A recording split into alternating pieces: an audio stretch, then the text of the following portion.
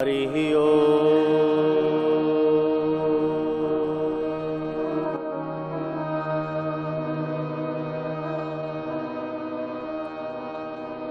विश्वानि देवः सवितर् दुरितानि परासुव यद्भद्रं तन्यासुव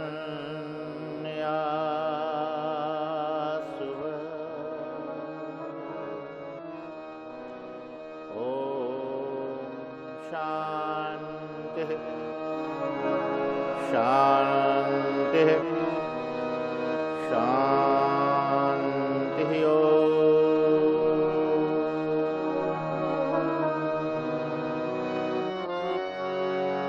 ध्येयं सदा परिभवगणमविष्टदोहम्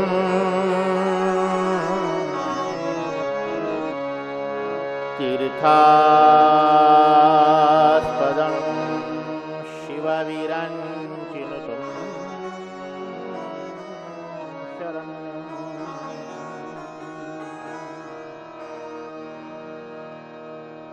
भृत्यार्तिऽहं प्रणतपालभवाभिभूतम्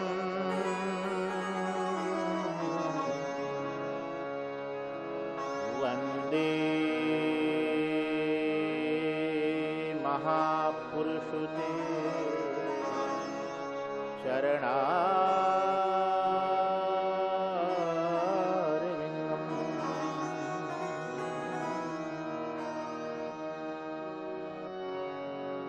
नारायणं नमस्कृत्य नरं चैव नरोत्तमम्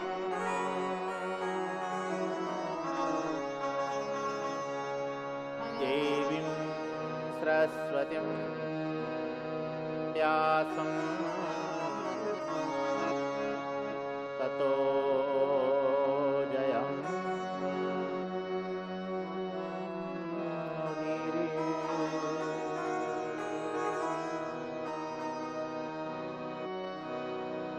मूकं करोति वाचालं पंगुं लंघयते गिरिं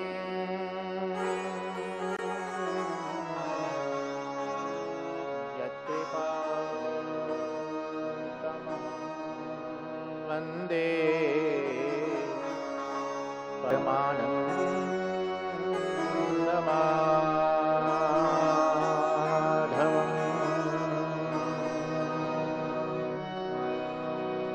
गुरुर्ब्रह्मा गुरुर्विष्णु गुरुर्देवो महेश्वरः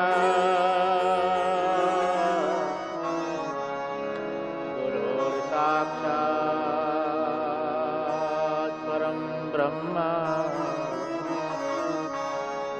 तस्मै श्री गुरुवे नमः।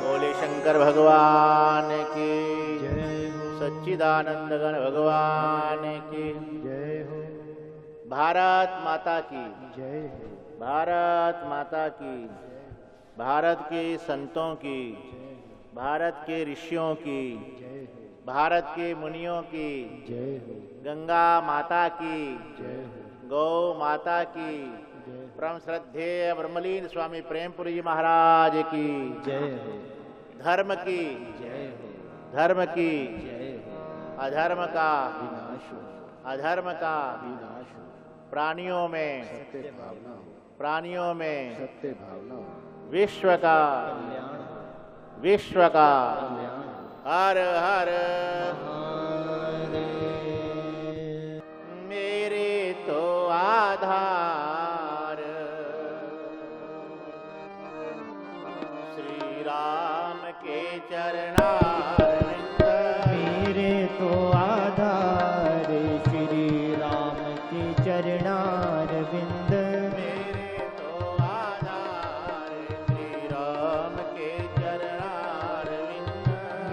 मेरे तो आधार श्री राम के चरणारविंद।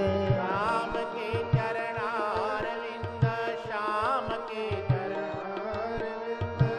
राम के चरणारविंद श्याम के चरणारविंद। राम के चरणारविंद श्याम के चरणारविंद। राम के चरणारविंद श्याम के चरणारविंद। मेरे तो आधार श्री राम के चरणारविंद। मेरे तो आधार श्री राम के चरणारविंद। मेरे तो आधार श्री राम के चरणारविंद। मेरे तो आधार श्री राम के चरणारविंद। गौरी के चरणारविंद शंकर के चरणारविंद। गौरी के चरणारविंद शंकर के चरणारविंद। गौरी के चरणारविंद शंकर के चरणारविंद। गौरी के चरणारविंद शंकर के चरणारविंद। मेरे तो आधार श्री राम के चरणारविंद। मेरे तो आधार श्री राम के चरणारविंद। मेरे तो आधार श्री राम के चरणारविंद। मेरे तो आधार श्री राम के चरणारविंद। गणपति के चरणारविंद दुर्गा के चरणारविंद। गणपति के चरणारविंद दुर्गा के चरणारविंद।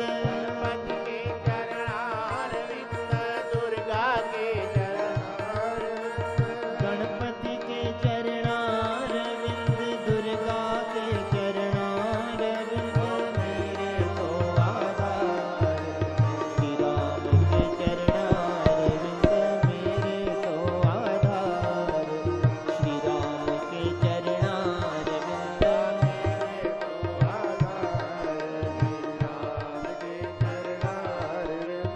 मेरे तो आधार श्री राम के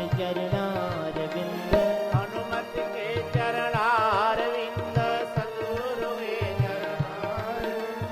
हनुमत के चरणारविंद सद्गुरु के चरणारविंद। हनुमत के चरणारविंद सतगुरु के चरणारविंद। हनुमत के चरणारविंद सद्गुरु के चरणारविंद। हनुमत के चरणारविंद सतगुरु के चरणारविंद। मेरे तो आधार श्री राम के चरणारविंद। मेरे तो आधार श्री राम के चरणारविंद। मेरे तो आधार श्री राम के चरणारविंद। मेरे तो आधार श्री राम के चरणारविंद। मेरे तो आधार श्री राम के चरणारविंद। मेरे तो आधार श्री राम के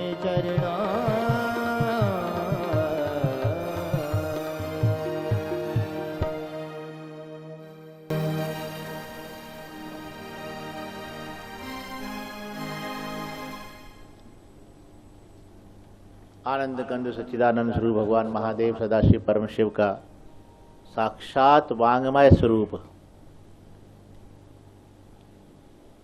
इस शिव महापुराण के श्री चरणों में उपस्थित हमारे परम प्रेमास्पद इस प्रेमपुरी आश्रम के ट्रस्टी श्री गिरीश भाई जी, उनके साथ ही बैठे चिवन भाई जी और प्रेमपुरी आश्रम ट्रस्ट की महिला मंडल की जिनके द्वारा ये कार्यक्रम आयोजित है, हमारी धैर्य बहन हैं और भारती बहन और भी बहुत सारी बहनें, उमा बहन बैठी है, मीता बहन है और कई बहनें हैं, सबका नाम तो नहीं मुझे याद। लेकिन देखो एक बात आपको बताएं, बहुत सारे लोग ये प्रश्न करते हैं कि ये शंकर जी की पूजा, शिवलिंग की पूजा महिलाओं को करनी चाहिए कि नहीं? और शिव पुराण में स्पष्ट लिखा है कि विशेषकर महिलाओं को पूजा करनी चाहिए। अधिकार सबको है।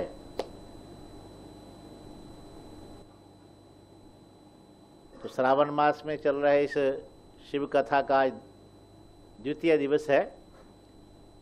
कल आपने महिमा सुनी थी शिव पुराण की। महात्म्य सुनते हैं ना पुराणों में।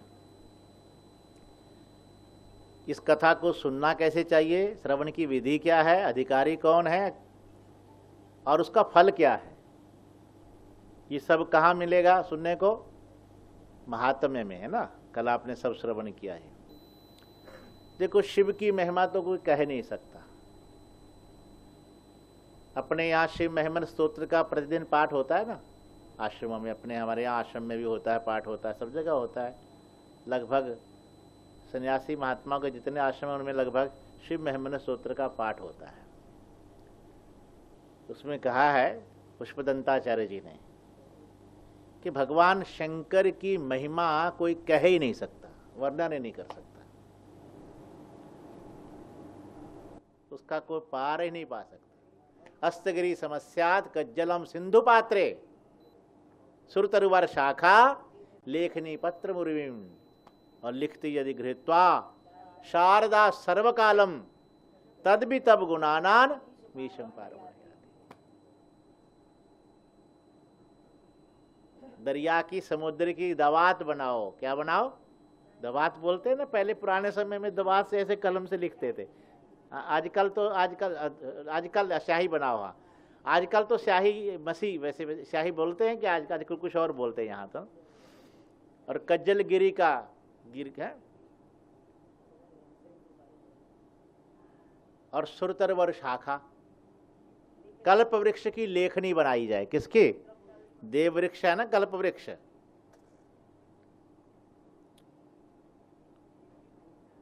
और पूरी पृथ्वी, उर्वी बोलते हैं पृथ्वी को, पूरी पृथ्वी का कागज बनाया जाए, पत्र बनाया जाए। और सर्वदा सर्वकाल भगवती शारदा लिखती रहे। क्या लिखती? यदि गृहीत्वा शारदा सर्वकालम, सदा हमेशा लिखती रहे, जीवन भर लिखती रहे। तो भी तब भी ना पार ना जाती, तब भी पार नहीं पा सकती। गुणों का पार भगवान शंकर का। कबीर जी भी कहते हैं ना, गुरु गुण लिखा ना जाए है।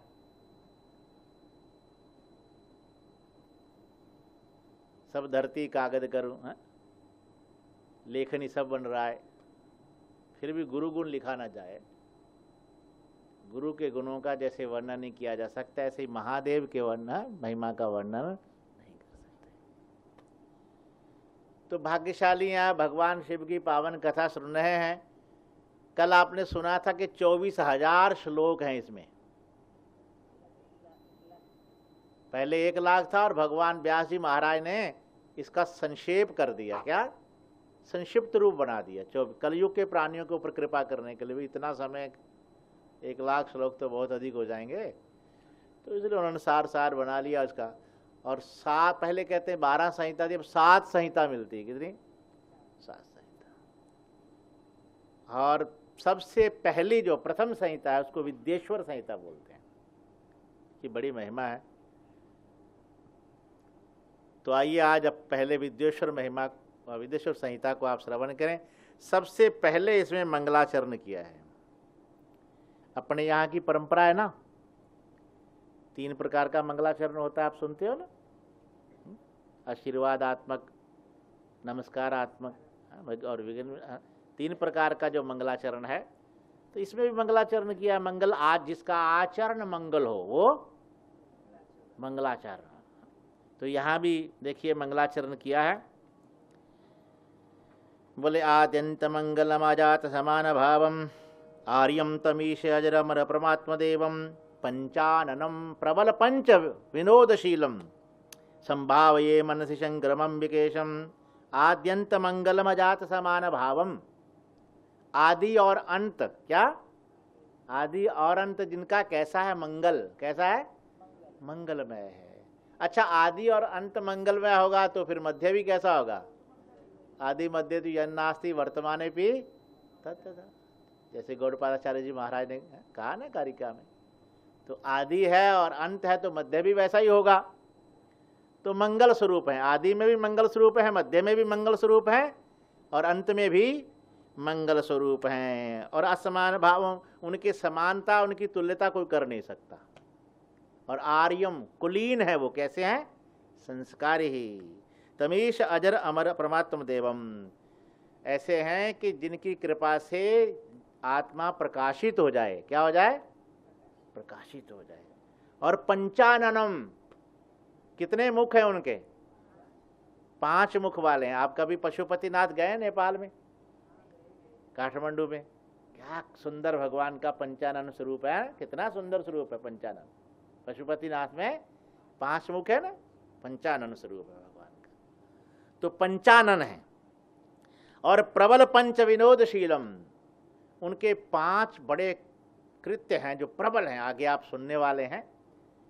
सृष्टि, स्थिति, लय, तिरोभाव और अनुग्रह, ये 5 कृत्य भगवान शंकर के हैं। और कैसे करते हैं? बोले विनोदशीलम, विनोद में ही, खेल ही खेल में। कैसे? जैसे कभी आपने बच्चों को देखा, छोटे छोटे बच्चे जब कभी दरिया किनारे जाते हैं, यहाँ भी तो सामने है क्या वो दरिया किनारा है ना चौपाटी में, तो छोटे बच्चे जब जाते हैं तो फिर वो मिट्टी में बालू में खेलते खेलते घर बनाते, घरौंदा बना लेते। क्या? छोटे छोटे घर बना लेंगे। ये तारा से, ये महाराज से, हैं, ये तेरा घर है, ये तारों से, ये मारो से, ये तेरा है, ये मेरा है, ऐसा करते हैं ना बच्चे। और थोड़ी देर बाद खेलने के बाद क्या करते हैं वो? चल हरिओम तत्सत। भगवान महादेव भी ऐसे ही खेल ही खेल में सृष्टि की रचना करते हैं, चलाते हैं और फिर मिटा भी देते हैं। विनोदशीलम, क्या सुंदर है, विनोद में ही खेल है भगवान का। ये क्या है? महादेव का खेल है। तो इसीलिए कहा प्रबल पंच विनोदशीलम। और संभाव्य से मनसी शंकर अंबिकेशम, ऐसे जो भगवान अंबिकापति महादेव हैं उनका हम मन ही मन मनन करते हैं, चिंतन करते हैं। क्या करते हैं? चिंतन करते हैं, प्रणाम करते हैं। तो इस प्रकार यहाँ मंगलाचरण किया है। सबसे पहले भगवान का स्मरण किया। अब इसके बाद यहाँ देखिए व्यास जी कहते हैं कि धर्म क्षेत्रे महाक्षेत्रे गंगा कालिंदी संगमे प्रयागे परमे पुण्ये ब्रह्मलोकस्य वर्तमने। धर्म क्षेत्र, महान क्षेत्र, कैसा? गंगा कालिंदी संगम है, जहाँ गंगा यमुना सरस्वती का संगम है, त्रिवेणी का संगम है। ऐसा कौन सा स्थान है भाई, बताओ आप? प्रयाग। कौन सा? प्रयाग। प्रयागे परमे पुण्य, ऐसा परम पुण्य स्थान प्रयाग। ब्रह्मलोकस्य वर्तमने, जो ब्रह्मलोक का मार्ग है। क्या है? वर्तमानी मैंने क्या? मार्ग। ब्रह्मलोक का क्या है? वो मार्ग है। ऐसा जो स्थान है वहाँ पर मुनियः संसित आत्मानः सत्याव्रत परायणः महोजसो महाभागा महासत्रम विते नरः। ऐसे उस परम पुण्य प्रयाग में सत्यव्रत को धारण करने वाले तेजस्वी जो महापुरुष थे, उन्होंने एक विशाल यज्ञ किया, ब्रह्म सत्र किया। क्या किया? विशाल एक यज्ञ किया। जब विशाल एक यज्ञ की रचना की उन्होंने, बड़े बड़े संत शौनकादि सब महात्मा बैठे थे, सब विराजमान थे। उसी समय क्या हुआ कि सूत जी महाराज, जो व्यास जी महाराज के प्रधान शिष्य हैं और बहुत बड़े पौराणिक हैं, पुराणों के प्रवक्ता हैं, उनका नाम रोमहर्षण भी है। क्या है? रोमहर्षण। ऐसे जो सूत जी महाराज हैं, जब उन्होंने ये चर्चा सुनी कि भाई प्रयाग में बहुत बड़े बड़े महात्मा बहुत बड़ा यज्ञ कर रहे हैं, तो उन्होंने सोचा चलो मैं भी दर्शन कर आऊँ भाई, महापुरुषों का दर्शन होगा। सूत जी महाराज भी वहाँ पधारे। अब जब शौनकादि ऋषि संतों ने देखा कि सूत जी महाराज आए हैं, सूत जी परम ज्ञानी हैं, महाज्ञानी हैं, और सूत जी तो पुराणों के बड़े प्रवक्ता हैं, तो उन लोगों ने बड़ा स्वागत किया। महाराज हमारा बड़ा सौभाग्य है कि आप हमारे इस यज्ञ में पधारे, और उनका आसन दिया उनको, और उन्होंने कहा मैं तो आप लोगों के दर्शन करने आया। बोले नहीं महाराज, हम जानते हैं आप तो बहुत बड़े पुराणों के प्रवक्ता हैं, और कुछ भी ऐसा नहीं है जो आपसे अज्ञात हो। आप सर्वशास्त्र निष्पन्न, सर्व सिद्धांतविद हैं। कैसे हैं? सर्व सिद्धांतविद। आप सब जानने वाले हैं, आपसे कुछ छुपा हुआ नहीं है। और आपने बड़ी कृपा की है, आप यहाँ पधारे हैं, तो अब हमारे ऊपर एक ऐसी विशेषता है, कृपा करो हमें कुछ ऐसा सुनाओ, ऐसा हम सुनना चाहते हैं जिससे भक्ति ज्ञान वैराग्य की प्राप्ति हो जाए। कलयुग में प्राय प्राणी जो हैं बड़े भ्रष्ट हो गए हैं, अपने अपने वर्णाश्रम धर्म से च्युत हो गए हैं। किसी को भी देखो, आज ना जीवन में सत्य दिखाई दे रहा है। किसी के जीवन में सत्य है? ऐसा लगता है झूठ बोल रहे हैं। व्यापार भी कैसा हो गया है, बिजनेस भी कैसा कर रहे हैं। किसी दुकान वाले के पास जाएंगे ना, भाई तुम्हारे लिए ये इसकी कीमत है, रेट है, और सबको ऐसा ही बोलेंगे। वो क्या, जो भी आएगा सबको ऐसा ही बोलेंगे ना। तो व्यापार कैसा हो गया, सब कुछ जो है प्राप्ते कलियुगे घोरे नरा पुण्य विवर्जिता। जीवन में पुण्य समाप्त होता जा रहा है कलयुग के प्राणियों में, पाप की वृद्धि हो रही है, बहुत सारी कमियां हैं। क्या है? बहुत सारे दोष कलिकाल में हैं। आज किसी के मन में माता पिता के प्रति सेवा भावना नहीं है।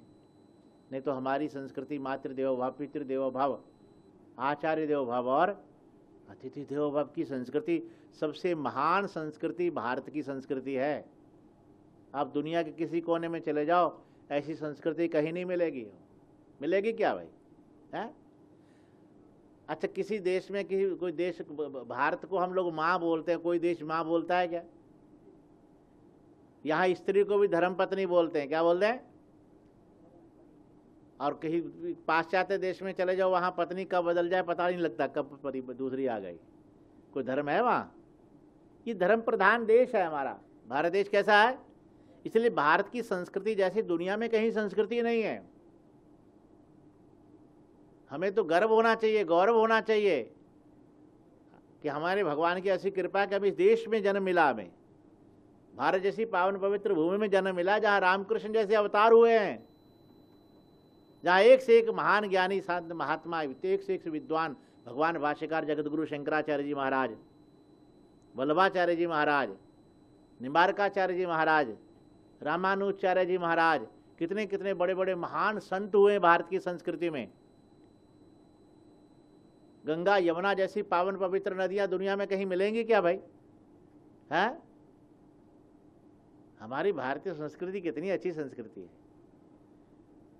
इसलिए शिव पुराण में एक बहुत अच्छी बात कही है कि जिसको भारत में जन्म मिला है और भारत में जन्म लेकर जो भगवान का भजन करता है, भक्ति करता है, समझ लो वो जीव महाभाग्यशाली है। इस देश में जन्म मिलना ही सो, यहाँ तो देवता भी तरसते हैं कि भारत जैसी पावन पवित्र भूमि में धन्यासु से भारत भूमि भागे, इस धन्य पवित्र भारत भूमि में हमें जन्म मिले। तो ऐसे ही भारत देश में कलयुग में भी प्राय क्या हो रहा है आज तो भाई, अब तो हवा ही खराब है। कहीं भी जाकर देखो,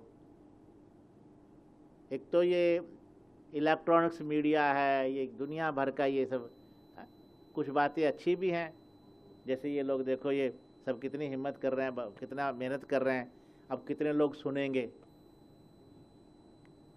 श्रवण का फल तो मिलता ही है ना कुछ तो विचार बढ़ेगा, संस्कार तो बनेंगे ना। चलो अंतःकरण की शुद्धि की तो बाद की बात है, कब होगी या कैसे होगी, लेकिन संस्कार निश्चित बनेंगे। तो इसलिए उन्होंने कहा कि महाराज कलिकाल का बड़ा भयंकर समय है और प्राय प्राणियों के अंदर बहुत दोष आ चुके हैं। इस कलयुग के प्राणियों का कल्याण कैसे होगा, इनका उद्धार कैसे होगा? कोई सब पुराणों की जो सार वाली कथा है, ऐसी कथा सुनाइए।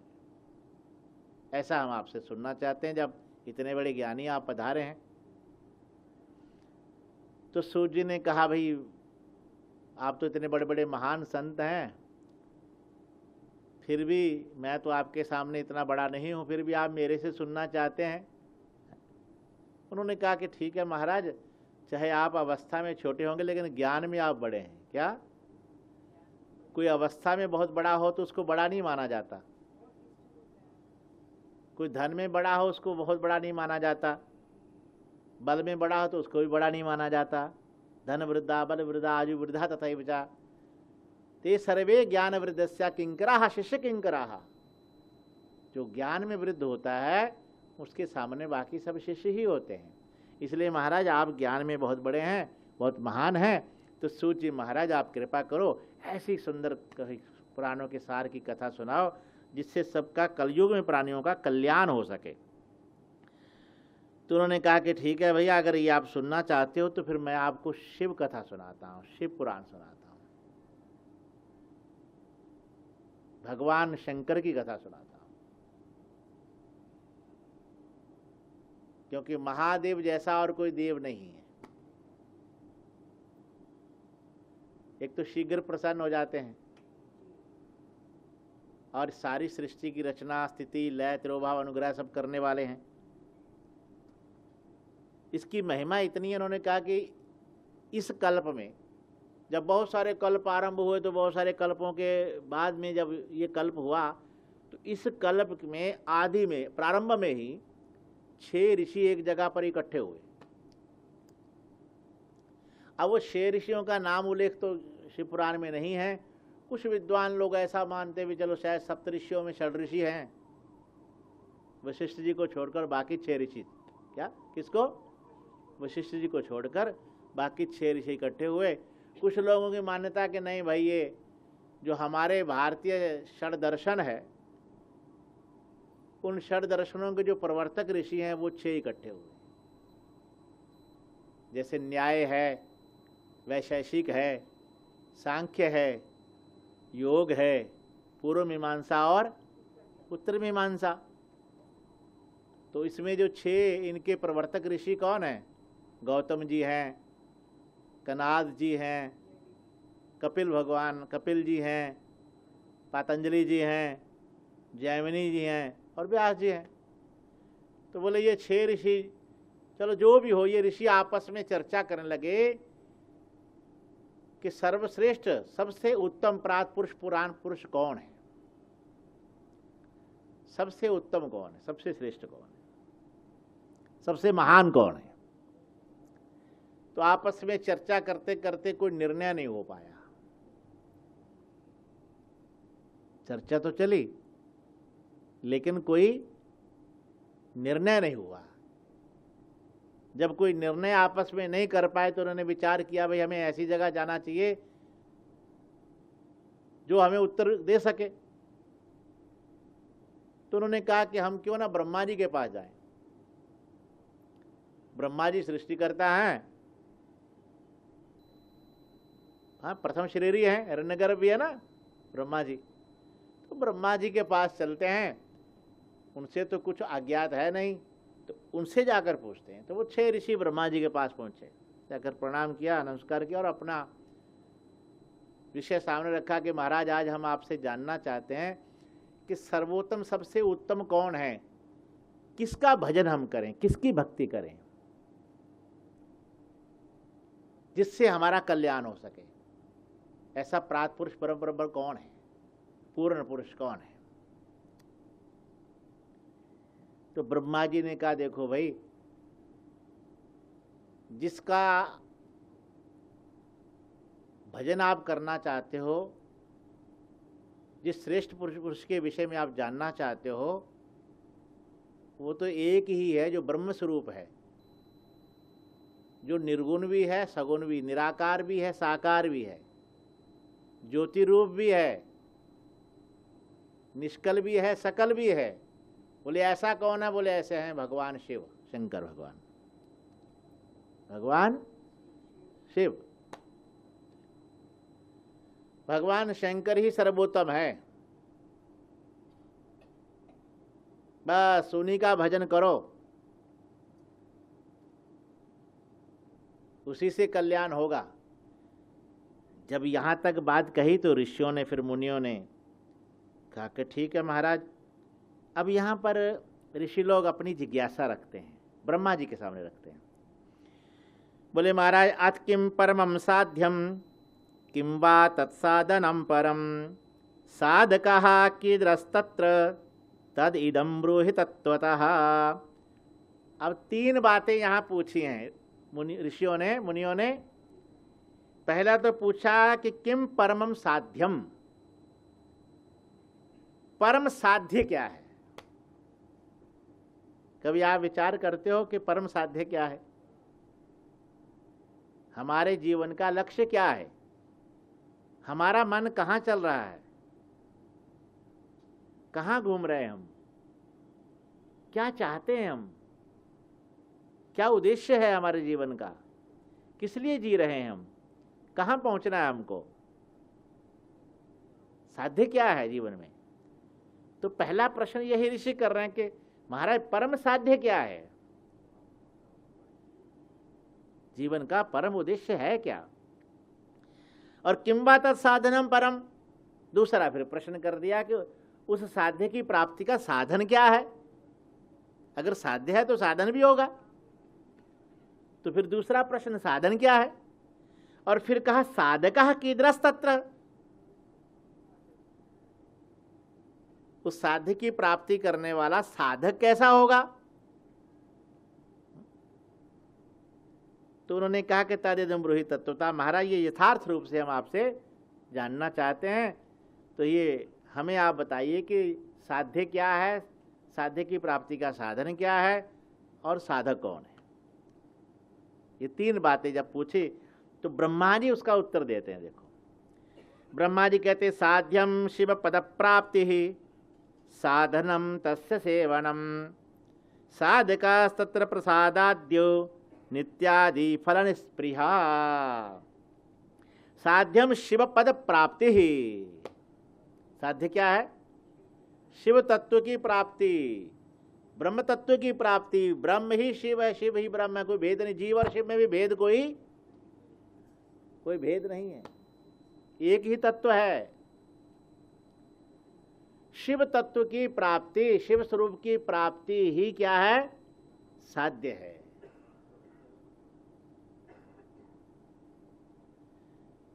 इसलिए आप लोग जो साध्य पूछ रहे हो तो वो साध्य है शिव तत्व, शिव स्वरूप की। शिव, अच्छा यहां एक बात कही, शिव पद की प्राप्ति। यहां पद अर्थ में आप भक्ति को भी ले सकते हो और ज्ञान को भी ले सकते हो। क्या? यहां शिव पद मैंने शिव भगवान की भक्ति की प्राप्ति, क्या? और स्वरूप की प्राप्ति। तो शिव पद की प्राप्ति और साधनम तस्य सेवनम। साधन क्या है? बोले तस्य सेवनम, उसकी सेवा। भक्ति में आप कभी सुनते हो ना, भज सेवायाम धातु से भक्ति शब्द बनता है व्याकरण शास्त्र में, भज सेवायाम। तो सेवा का अर्थ भी यहाँ, एक तो सेवा आप सामान्य जैसे हम सेवा करते हैं, लेकिन सेवन का अर्थ यहाँ क्या होता है? वो अर्थ तो है ही, सेवन का अर्थ है जिससे उसकी प्राप्ति हो सके वो साधन। क्या? जिससे प्राप्ति हो जाए वो साधन। तो वो आगे बताएंगे वो साधन क्या है, उसकी प्राप्ति का साधन क्या है, वो भी यहां बताएंगे। अब तीसरे प्रश्न का भी उत्तर सुन लो। तो साधनम तस्य सेवनम, तो साधकास्तत्र प्रसादाद्यो नित्यादि फल निष्प्रियः। साधक कौन है? बोले साधक वो जो निष्प्रिय है। निष्प्रिय का मतलब क्या हुआ? कि जिसके मन में, जिसके जीवन में लोक परलोक की कोई कामना नहीं है, जो निष्काम भाव से भगवान की उपासना करता है, निष्काम उपासक है। कैसा है? आप उपासना करते हो, सकाम हो कि निष्काम हो? अब ये विचार करना है ना, भी हम कामना वाले हैं कि बिना कामना के कर रहे हैं। प्रेमपुरी आश्रम में आते हैं, कुछ कामना लेकर आते हैं कि बिना कामना निष्काम आकर रहे हैं? आप लोग तो बहुत अच्छे श्रोता हो भाई, बार बार महापुरुषों से सुनते रहते हो, हाँ, विद्वानों से सुनते रहते हो, तो निश्चित बात है आप लोग तो शायद अधिकतर निष्काम हो गए होंगे, ऐसा मेरा विचार है। हाँ, सकाम कम होंगे, लेकिन अधिक दूर दुनिया में अगर देखेंगे, पूरे अक्खा मुंबई को देखो तो कैसे मिलेंगे लोग? निष्काम मिलेंगे कि सकाम मिलेंगे? है? अब लाखों में कोई व्यक्ति एक आध कोई निष्काम हो जाए तो अलग विषय है, अधिकतर तो सब कामनाओं को लेकर भरे पड़े हैं, कामना ही कामना है। महाभारत में कहा 24 घंटे में प्राणी के मन में हजारों कामनाएं आती हैं। क्या? ये भी मिल जाए, ये भी मिल जाए, ये भी मिल जाए, कितनी कामनाएं हैं, कितना संकल्प विकल्प चलता है, 24 घंटे चल रहा है।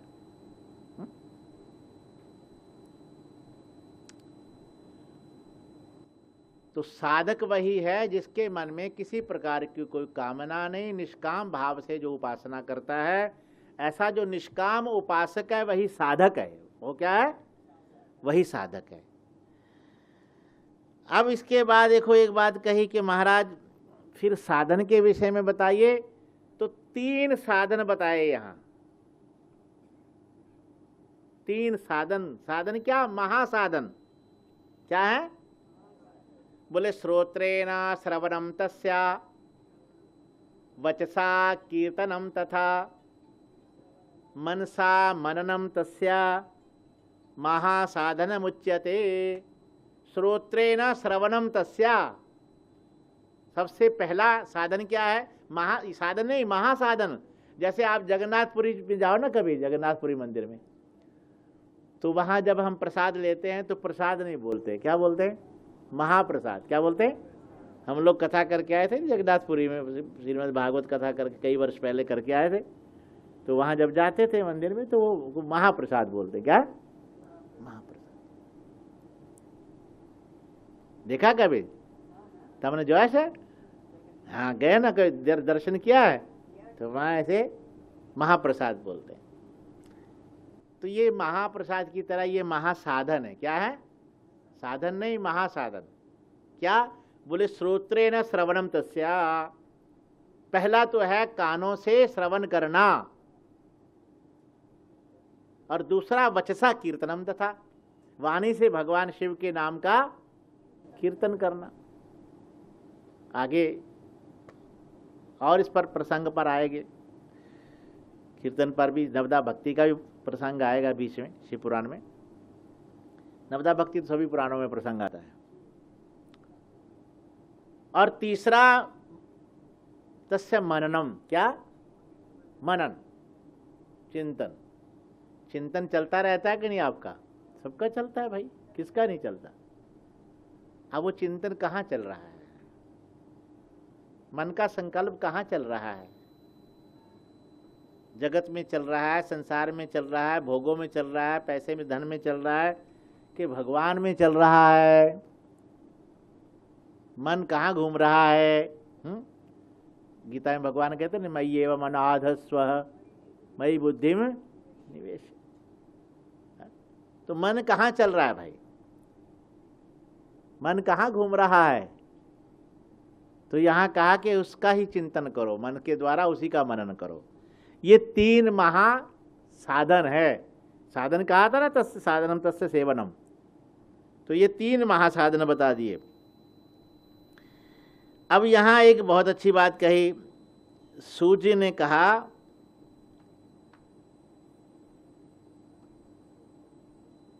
पहले ऋषियों ने पूछा ब्रह्मा जी से कि महाराज मननम कीदृशम ब्रह्मण श्रवणम चापि कीदृशम कीर्तनम वा कथम तस्या कीर्तये तद यथावतम। बोले पहले तो ये बताइए मननम कीदृशम, हे ब्रह्मण, श्रवणम चापि कीदृशम। पहले तो ये बताइए कि मनन कैसे किया जाए। क्या? और फिर ये भी बताइए कि श्रवण कैसे किया जाए और कीर्तन किस प्रकार होता है। साधन तो बता दिए, श्रवण, कीर्तन और मनन, लेकिन कैसे करें? तो ब्रह्मा जी उसका उत्तर देते हैं। बोले सत्संगेन भवति श्रवणम पुरस्तात् संकीर्तनम पशुपतेरतदृढ़ं स्यात् सर्वोत्तमं भवति तन्मननं तदन्ते सर्वं ही संभवति शंकर दृष्टिपाते। बोले सबसे पहले सत्संगेन भवति श्रवणम पुरस्तात्। पुरः, पुरा मैंने पूर्व में। क्या? सबसे पहले क्या करना है? सत्संगेन भव, सत्संग होगा। सबसे पहले क्या होगा?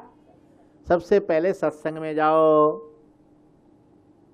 प्रेमपुरी आश्रम में आते हो कि नहीं भाई सत्संग में? है? सबसे पहले कहाँ जाना पड़ेगा? क्योंकि जो कुछ भी मिलेगा कहाँ से मिलेगा? सत्संग से मिलेगा। तुलसीदास जी कहते हैं, मति कीरति गति भूति भुलाई, जब जेहि जहां जतन जेहि पाई, सो जानो सत्संग प्रभाऊ, लोको वेद न औन उपाऊ। अगर किसी को मति मिली है, गति मिली है, जो कुछ भी मिला, बोले कहाँ मिलेगा? बोले सत्संग में जाओ, सत्संग में मिलेगा। सत्संग जैसी जगह कहीं नहीं मिलेगी आपको।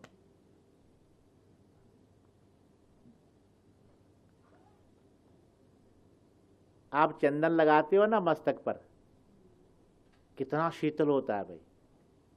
सर्दी में तो केसर डालना पड़ता है, भगवान को भी, ठाकुर जी को भी लगाते तो भैया सीधा चंदन नहीं लगाना, थोड़ा केसर गर्म होता है ना। लेकिन गर्मी में ठंडा करता है चंदन। तो कहा चंदनम शीतलम लोके, और चंदनादपि चंद्रमा। दुनिया में अगर देखें तो चंदन बहुत शीतल है, और चंदन से भी शीतल क्या है? चंद्रमा। लेकिन चंद्र चंदनयोर मध्य शीतला साधु संगति ही। चंद्र और चंदन से भी अगर कोई शीतल है तो वो संतों का संग है, सत्संग है। इससे कोई शीतल नहीं है। इसलिए यहां का सबसे पहले सत्संगे भवति, सत्संग में जाना पड़ेगा, सत्संग करना पड़ेगा। सत्संग से क्या होगा? श्रवणम। क्या होगा? सुनने को मिलेगा भाई। श्रवण में तो शक्ति होती है, हाँ? श्रवण में कितनी शक्ति होती है? सुनते सुनते अंधा व्यक्ति भी घर तक पहुंच जाता है।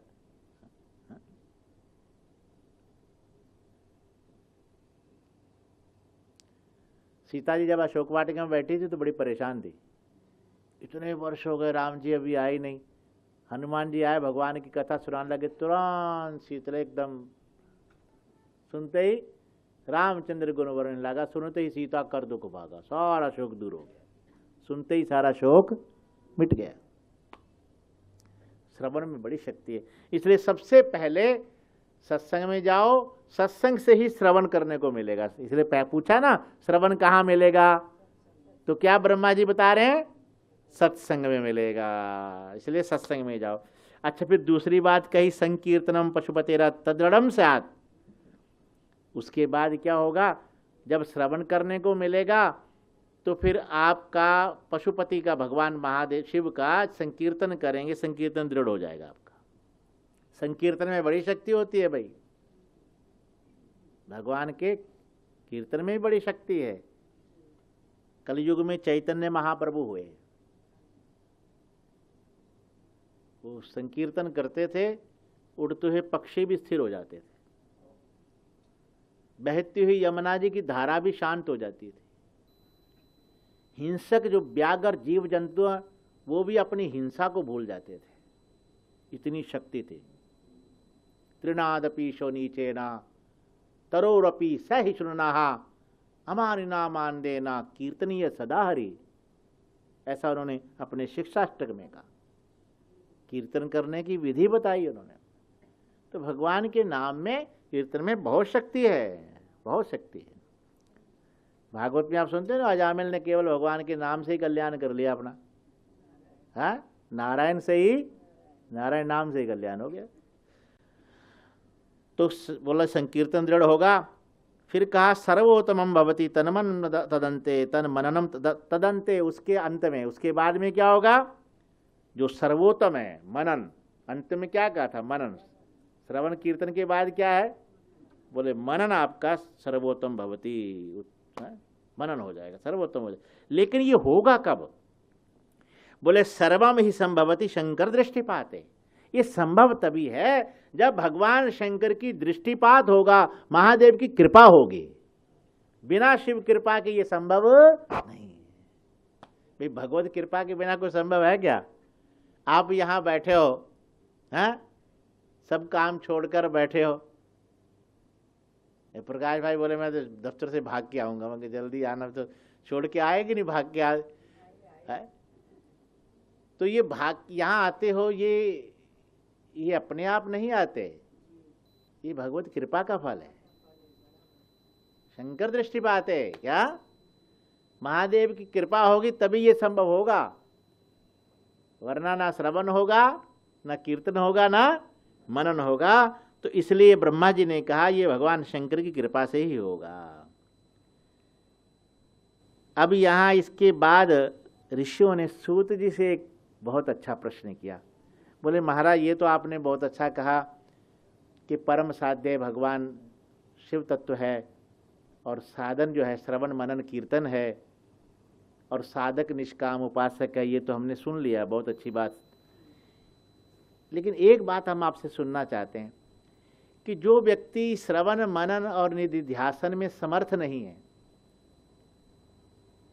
अब मान लो कोई गांव में रहता है, बड़े इंटीरियर जगह पे रहता है,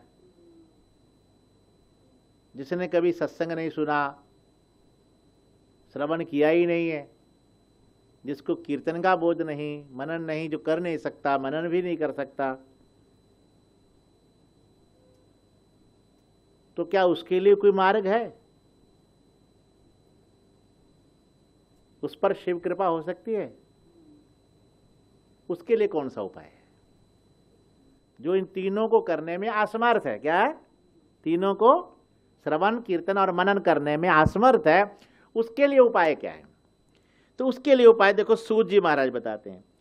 बोले श्रवणादि त्रिके आशक्तो लिंगम वेरम च शांकरम संस्थाप्य नित्य भवत्यर्च त्रेतः संसार सागरम। श्रवणादि त्रिके आशक्तो हो, श्रवण कीर्तन मनन जो तीनों हैं इनमें जो आसक्त है, मतलब जो कर नहीं पाना, असमर्थ है, क्या असमर्थ है, उसके लिए लिंगम बेरम च शंकरम, भगवान शंकर का शिवलिंग, और बेर बोलते हैं मूर्ति को, किसको? सगुण साकार रूप भगवान का। बस इन दोनों की उनकी पूजा, क्या उनकी अगर पूजा करेगा तो संसार सागर से पार हो जाएगा। समझ गए? संसार तरती संसार सागरम, तरे संसार सागरम, भव सागर से पार हो जाएगा, पूजा से ही पार हो जाएगा। शिवलिंग की पूजा करे। यहां पर फिर एक प्रश्न कर दिया कि महाराज ये बताइए, हम देखते हैं अन्य जितने भी देवता हैं उन सब देवताओं का तो एक ही स्वरूप मूर्ति मिलती है, लेकिन शंकर जी के ये शिवलिंग भी क्या ही दर्शन होते हैं, दोनों स्वरूप, ये कैसे? इसकी महिमा भी हम आपसे सुनना चाहते हैं। ये दोनों स्वरूप कैसे हैं? तो उन्होंने कहा देखो भाई ये दो स्वरूप है, एक सकल एक निष्कल। महादेव के कैसे स्वरूप हैं? एक सकल एक निष्कल है। जैसे हम लोग सुनते हैं ना, एक परमात्मा निर्गुण निराकार है, एक वही ब्रह्म जो है वो तो जो निर्गुण निराकार वो तो अक्षर परम ब्रह्म हो गया, फिर वही सगुण निराकार हो गया, ईश्वर हो गया, यहाँ महेश्वर हो गया है? उसको महेश्वर, वो परम शिव, ये महेश्वर हो गया, और फिर वही सगुण साकार रुद्र हो गया। क्या हो गया? रुद्र हो गया। तो इसलिए वो सगुण साकार भी है, निर्गुण निराकार ज्योति स्वरूप भी है, दो स्वरूप हैं उसके। ये शिवलिंग जो है ज्योति स्वरूप है, निराकार है, ये सगुण नहीं है। और जो भगवान के तीन नेत्र दिखते हैं, त्रिशूलधारी है या पंचानन है, महादेव का मस्तक पर चंद्रमा है, गंगा जी है जटाओं में, ये भगवान का जो स्वरूप है ये सगुण साकार स्वरूप है, इसको वेर बोलते हैं। शिवलिंग की महिमा है और इसकी बड़ी महिमा है। तो यहाँ पर सूर्य जी ने कहा, मैं आप लोगों को एक वृतांत बताता हूँ। बोले मेरे गुरुदेव व्यास जी महाराज एक बार अपने आश्रम में सरस्वती नदी किनारे बैठे थे और ध्यान लगा गए, ध्यानस्थ थे, समाधिस्थ होकर बैठे थे। कुछ समय बाद संत कुमार जी आए, ब्रह्मा जी के मानस पुत्र संत कुमार जी, सनक सनंदन सनातन संत कुमार, चार भाई है ना, ब्रह्मा जी के मानस पुत्र हैं। ब्रह्मा जी ने सृष्टि की रचना की तो सबसे पहले ये चार पुत्र पैदा किए। ये यौन सृष्टि से नहीं हुए, मानस सृष्टि से हुए। तो संत कुमार जी आए, तो संत कुमार जी ने देखा, यूँ व्यास जी की आंख खोली तो उन्होंने देखा संत कुमार जी, तो प्रणाम किया, नमस्कार किया, आसन पर बैठाया और हाथ जोड़कर कहा, बड़ी कृपा की महाराज आप पधारे मेरे यहाँ, और मेरा सौभाग्य है आप जैसे इतने महान संत का दर्शन होना। साधुनाम दर्शनम पुण्यम। संत कुमार जी ने कहा, ठीक है व्यास जी, पर मैंने देखा आप जब मैं आया था तो आप ध्यान में बैठे थे, तो आप इस समय ध्यानस्थ क्यों थे? आपके ध्यान का लक्ष्य क्या है? कोई ना कोई उद्देश्य तो होगा ना ध्यान का। तो व्यास जी ने कहा, महाराज मैं इस समय यही विचार कर रहा था, चिंतन कर रहा था कि मैंने धर्मार्थ काम मोक्ष के लिए, धर्मार्थ काम के लिए महाभारत आदि की रचना की, लेकिन मुक्ति का जो ज्ञान का विशेष साधन है जिससे मोक्ष की प्राप्ति होती है, उसके लिए क्या करना चाहिए, ये मेरी समझ में नहीं आया। ये मैं जानना चाहता हूं, मुक्ति कैसे मिलेगी?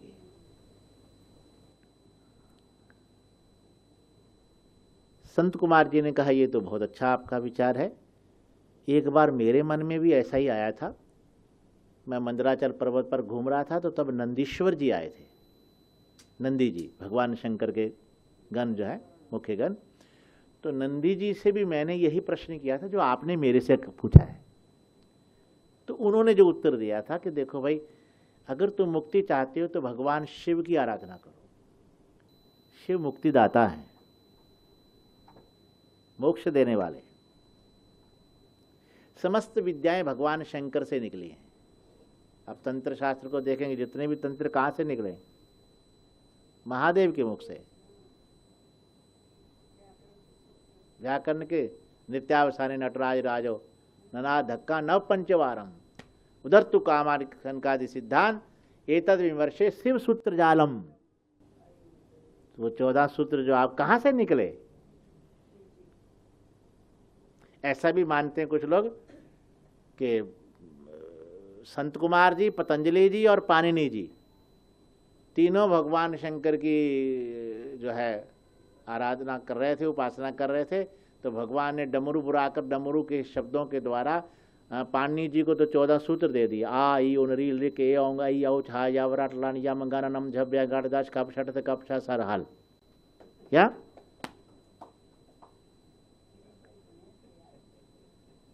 हिंदी में बोलते वर्ण वाला अल्फाबेट, अल्फाबेट संस्कृत का अल्फाबेट है ना पाणिनि जी का। तो पाणिनि जी को तो वहां से 14 सूत्र मिल गए, पतंजलि जी को योग मिल गया, वहां से योग सूत्र मिल गए, और संत कुमार जी को ज्ञान मिल गया, तत्व ज्ञान मिल गया। महादेव है जिस पर कृपा कर दें, और बहुत भोले हैं भाई महादेव, है ना, सब पर प्रसन्न हो जाते हैं, सबको आश्रय देते हैं। अच्छा, भूत प्रेतों को आप कभी घर में घुसने देते हो क्या? है?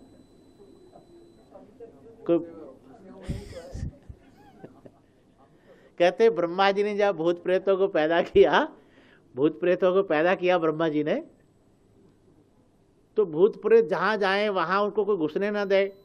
कहीं गायत्री मंत्र चल रहा है, कहीं हनुमान चालीसा का पाठ, जय जय जय हनुमान गोसाई कृपा करो, अब कहीं दुर्गा सप्तशती का चंडी पाठ चल रहा है, वो बेचारे भागे वहां से। कहां जाए भाई, कहीं ना कहीं कुछ ना कुछ चल रहा है। तो अंत में उन्होंने कहा कि यार जिसने पैदा किया उसी के पास चलते हैं। ब्रह्मा जी सृष्टिकर्ता कौन? तो ब्रह्मा जी के पास गए। तो ब्रह्मा जी ने कहा भागो मेरे यहां से, मैं नहीं रखूंगा तुम्हें। बोले क्यों? बोले मेरा काम पैदा करना है, पालना नहीं, भागो यहां से। अब वहां से भगाया तो वो भगवान विष्णु के पास या नारायण भगवान के पास गए, तो वहां से भगवान के पार्षदों ने गेट से ही भगा दिया उनको, चलो यहां नहीं जा सकते, वैकुंठ लोक में नहीं। अब वहां भी स्थान नहीं मिला तो कहां जाएं? अब तो केवल महादेव बचे। तो महादेव ने कहा बच्चों यहां आ जाओ सब, उनको भी आश्रय दे दिया। स्थान दे दिया। ऐसे महादेव जो सबको आश्रय देने वाले हैं, सबको स्थान दे। इसलिए देखो भगवान शंकर का द्वार कभी बंद नहीं होता, सबका द्वार बंद हो जाएगा। महादेव का कभी द्वार 24 घंटे अहर्निशम सेवा में है, खुला दरवाजा, ओपन गेट है। शिवालय में दरवाजा पहले तो कोई गेट ही नहीं लगाता था, शिवालय द्वार लगता ही नहीं था। पुराने जितने भी मंदिर देखेंगे, शिवालय आप देखेंगे, गेट नहीं लगाते थे, खुला ओपन महादेव का। तो स्वयं कैलाश में बैठे वट वृक्ष के नीचे है, घर महल भी नहीं। पार्वती ने एक बार कहा, क्या आपने क्या है लक्ष्मी जी के, देखो यहाँ कितने सुंदर सोने के महल में वैकुंठ में रहती, मेरे लिए कुछ नहीं, कभी एक तो मेरे को कुछ ना कुछ बना के दो, कुछ सोने का महल बना दो। शंकर जी ने कहा, देख पार्वती, अपने भाग्य में ये कैलाश ही है। बोला नहीं, मेरी इच्छा पूरी करो। अब भाई आपको पता ही है, पत्नी जब हट कर जाए तो स्त्रियाँ हट है ना। हाँ, अरे आज तो मैं नहीं है, जयश्री बहन तो नहीं आई ना। अच्छा, तो भाई पता ही आपको, पत्नी जब आ जाए तो गिरीश भाई बैठे मुस्कुरा रहे हैं, उनकी पत्नी बैठी है भैया। तो पार्वती ने कहा, बनाना पड़ेगा मेरे लिए। क्या? हाँ, मेरे लिए बनाना ही पड़ेगा। शंकर जी ने कहते लंका बनाई है सोने की। तो बनाने के बाद शंकर जी ने कहा, पार्वती किसी ब्राह्मण को बुलाना पड़ेगा, गृह प्रवेश से पहले पूजा करते हैं। तो ठीक, किसको बुलाए? बोले रावण को बुला लेते हैं। ठीक, रावण को बुलाया, पूजा संपन्न हो गई। तो शंकर जी ने कहा, भाई कुछ ना कुछ तो देना पड़ेगा। रावण मांग, क्या बोल, क्या चाहिए? रावण ने कहा, संकोच हो रहा है प्रभु देने मांगने में। बोले संकोच मत कर। बोले फिर यही लंका ही दे दो महाराज। बोले चल पार्वती, तेरे को क्या बोला था, अपने को तो वहीं रहना है। तो ऐसे ही महादेव है।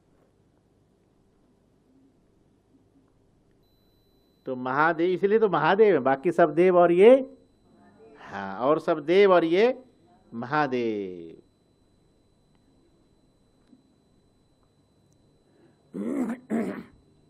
संत कुमार जी ने व्यास जी से कहा कि जैसा आपने मेरे से प्रश्न किया वैसा ही मैंने नंदी जी से किया था। नंदी जी ने कहा कि भगवान शंकर का ही बस पूजन करो, उसी से तुम्हें मुक्ति की प्राप्त, मुक्ति के दाता है महादेव। अब यहाँ पर एक प्रश्न और कर दिया ऋषियों ने कि महाराज ये असमर जो है वो शिवलिंग को, ठीक है, ये शिवलिंग की पूजा कब आरंभ हुई, कहाँ से हो गई, इसका स्वरूप क्या है, जरा इसके विषय में विस्तार से बताइए हमें। तो यहां सूत जी अब इसका उत्तर देते हैं कि भगवान शंकर के जो दो स्वरूप हैं, सकल और निष्कल, उसमें जो निष्कल स्वरूप है, ज्योति स्वरूप है शिवलिंग, पिंडी शायद देखेंगे ना आप, कभी शिवलिंग का दर्शन करेंगे, भारत में आपको हर गांव में कोई ना कोई शिवलिंग मिल जाएगा। नर्मदा में जाओ तो क्या कहना, बहुत साल पहले हमने नर्मदा जी की परिक्रमा की थी पैदल, 2007 में।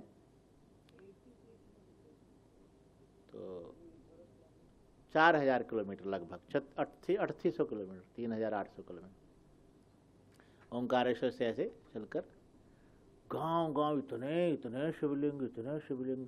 नर्मदा जी का तो हर कंकर शंकर है, हर कंकर। और नर्मदा जी तो वैसे भी कहते हैं, रेवा तटे तपक कुर्यात मरणम जानवी तटे, तप करना हो तो नर्मदा जी का किनारा और मरना हो तो गंगा जी का किनारा, सर्वोत्तम है। तो वहां तो हर कंकर शंकर है, हर जगह आप जाएंगे महादेव मिलेंगी, जगह जगह आपको शिवलिंग मिल जाएंगे। और नहीं तो कहीं पीपल के पेड़ के नीचे बैठे हैं महादेव। और नर्मदा जी का तो वैसे भी वो बाणलिंग है, उसको पिंडी की भी जरूरत नहीं, प्रतिष्ठा की भी जरूरत नहीं, स्वयं सिद्ध है।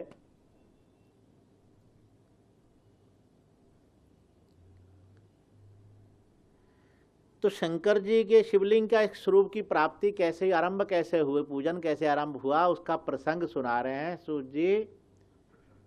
बोले एक समय ऐसा आया कि सृष्टि के आरंभ में ब्रह्मा जी भगवान नारायण के पास वैकुंठ लोक गए। तो भगवान विष्णु शैया पर लेटे हुए थे, ऐसे नारायण लेटे हुए थे।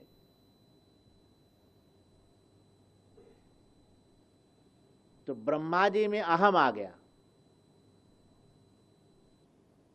ब्रह्मा जी बोले हे पुत्र उठो, मैं यहां खड़ा हूं और तुम लेटे हुए हो। भगवान विष्णु कहने लगे हे पुत्र तू बैठ जा यहां। अरे मैं तुम्हारा पिता हूं। भगवान विष्णु कहने लगे तुम मेरे पिता नहीं, तुम तो मेरी नाभि से कमल के पुष्प में पैदा हुए हो, पद्मनाभ हो क्या? बोला नहीं, मैं सृष्टि करता हूं, प्रथम शरीरी हूं मैं, सारी सृष्टि की रचना मैं ही हिरण्यगर्भ हूं। ब्रह्मा जी ने कहा मैं ही सृष्टि करता हूं। तो दोनों में विवाद हुआ। थी तो भगवान की लीला, शिव माया विमोहिता। क्या? शिव माया विमोहिता, भगवान शिव की माया से मोहित हो गए। अब दोनों आपस में विवाद करते करते युद्ध हो गया आरंभ। देवता घबरा गए सब, ये भयंकर युद्ध, ना जाने इसका परिणाम क्या निकलेगा, कहीं सारी सृष्टि नष्ट हो जाए। तो दौड़कर कैलाश पहुंचे भगवान महादेव, रुद्र के पास गए। भगवान महादेव ने कहा कि चिंता मत करो, थोड़ी प्रतीक्षा करो। जब वो युद्ध कर रहे थे उसी समय अचानक उन्होंने क्या देखा है कि बीच में बड़ा भयंकर एक प्रकाशमय ज्योतिर्मय स्तंभ प्रकट हो गया। अग्नि स्तंभ, कैसा? अग्नि जैसा प्रकाश निकल रहा है उसमें से, और जिसका आदि अंत दिख नहीं रहा। अंतिम शोर कहां है पता ही नहीं चल रहा, और उसका आदि कहां है ये भी नहीं पता।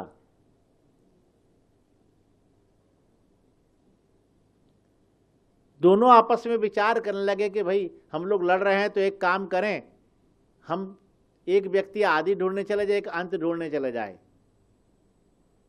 जो आदि या अंत को ढूंढ के आएगा जो वही बड़ा होगा, चलो। तो भगवान विष्णु कहने लगे ठीक है, मैं इसका मूल ढूंढने चलता हूं। आदि कहाँ है इसका, मूल कहाँ है, इसका बेस कहाँ है? तो ब्रह्मा जी कहने लगे ठीक है, मैं इसका अंतिम शोर, इसका अंत कहाँ है, कहाँ तक इसकी जो है समाप्ति है, वहां तक मैं देख कर आता हूं। तो भगवान नारायण ने तो वराह का रूप धारण कर लिया और नीचे पृथ्वीलोक में चले गए नीचे,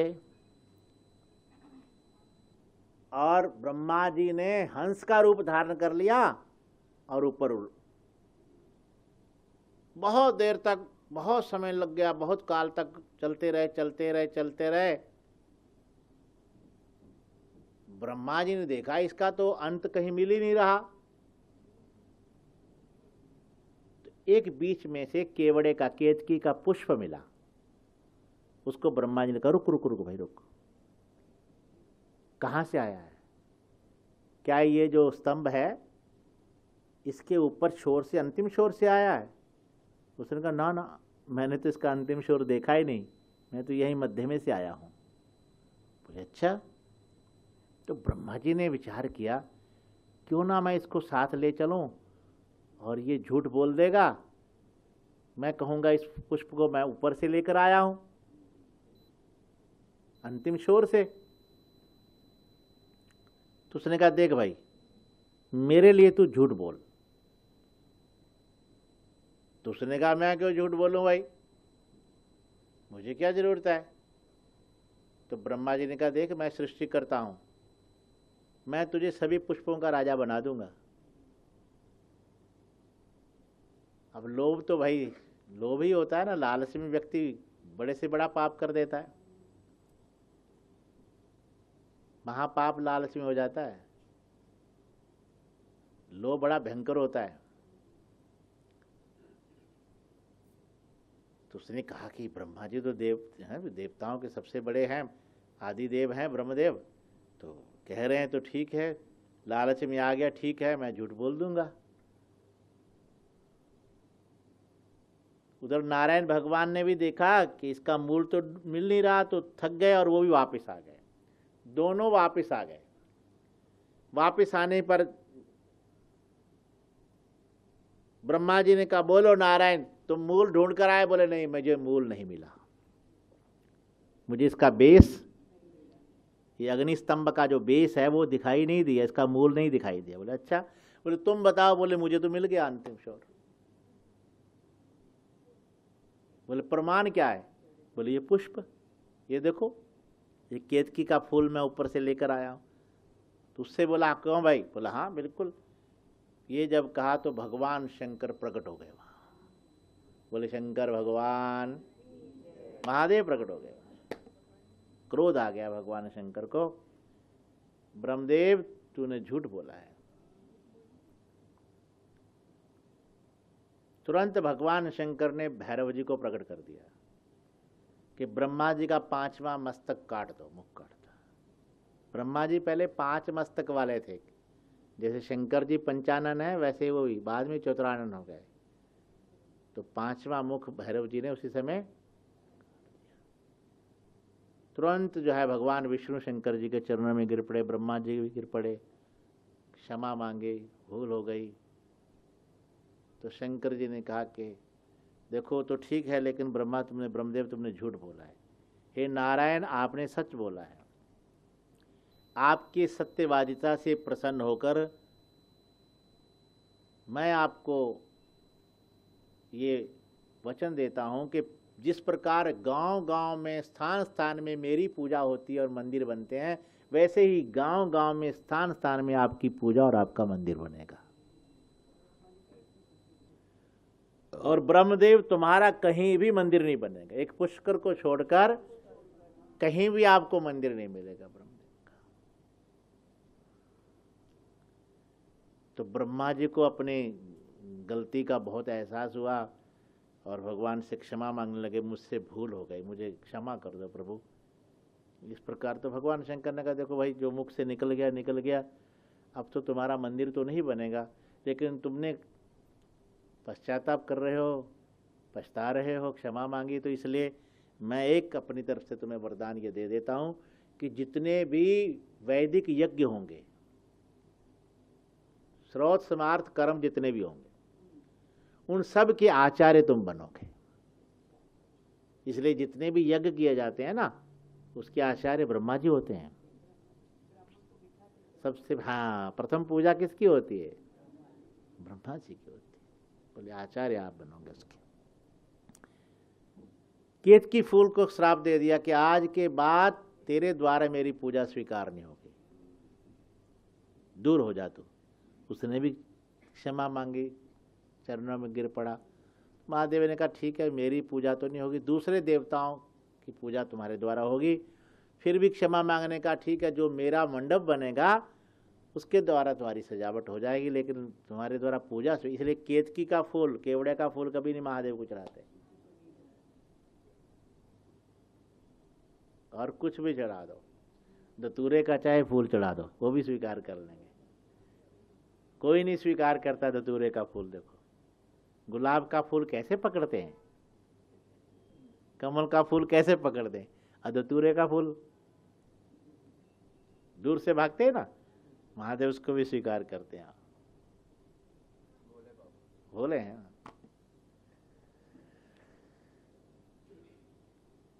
बाद में भगवान शंकर ने कहा देखो भाई, आज का जो दिन है, आर्द्रा नक्षत्र युक्त चतुर्दशी का दिन, ये महाशिवरात्रि का दिन है।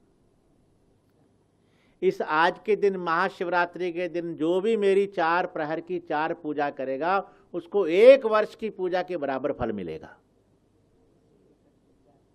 अक्षय फल मिलेगा उसको। और ये जो स्थान उन्होंने कहा, अरुणाचल, दक्षिण भारत में वो स्थान है, तिरुवन्नामलई। हम लोग गए थे वहाँ, तिरुवन्नामलई महर्षि रमन का स्कंद गुफा आश्रम है, बहुत अच्छा स्थान है वो। तो अरुणाचल से प्रसिद्ध होगा। और भगवान शंकर ने कहा आज के दिन मेरे धर्म की वृद्धि होती है। जैसे पूर्णिमा के दिन समुद्र की, दरिया की वृद्धि होती है ना, कभी देखा है पूर्णिमा के दिन दरिया कितना उछलता है, हाँ? ऐसे ही भगवान शंकर ने कहा आज के दिन मेरी धर्म की वृद्धि होगी। जो भी निराहार रहकर व्रत करेगा, शिवरात्रि का व्रत, कैसा व्रत का अर्थ होता है संकल्प। क्या? एक संकल्प लिया जाता है उपवास करने में कि आज मैं अन्न नहीं खाऊंगा, आज मैं झूठ नहीं बोलूंगा, संकल्प लेता हूं, व्रत रखता हूं। वैसे उपवास, परमात्मा के समीप वास, आज मैं भजन करूंगा, आज मैं माला जपूंगा, इस संकल्प लिया जाता है।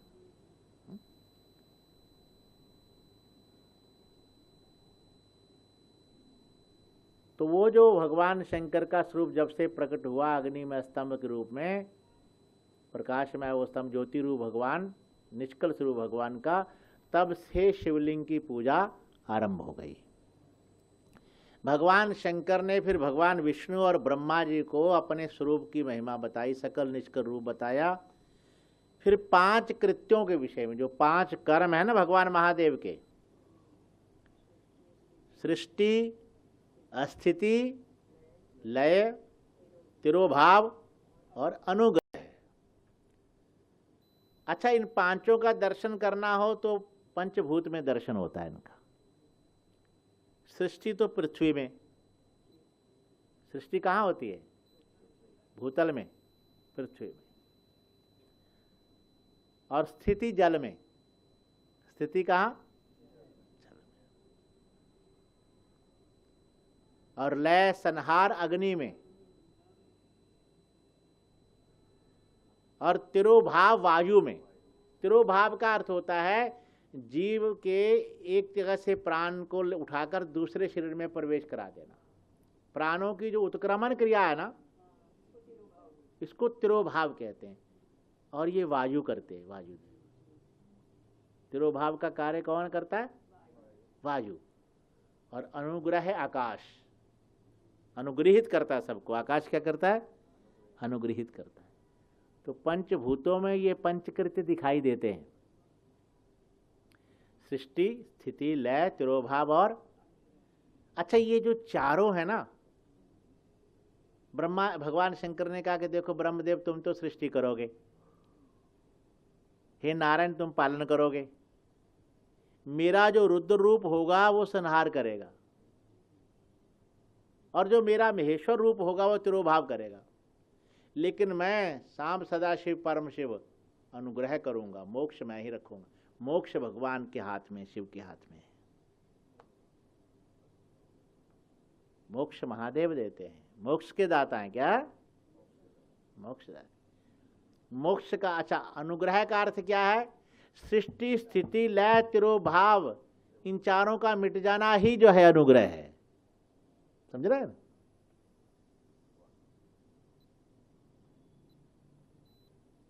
तो बहुत सुंदर ये भगवान शंकर नारायण भगवान को और ब्रह्मा जी को ये उपदेश कर रहे हैं। इसके बाद भगवान शंकर कहते हैं कि मेरे पंचाक्षर मंत्र नमः शिवाय, ओम, ओम नमः शिवाय, ये पंचाक्षर। पहले तो ओम की महिमा बताई, यहाँ पर 2 बार विद्याशो, बाद में प्रणव की विस्तार से महिमा है, यहाँ भी ओम की महिमा बताई है।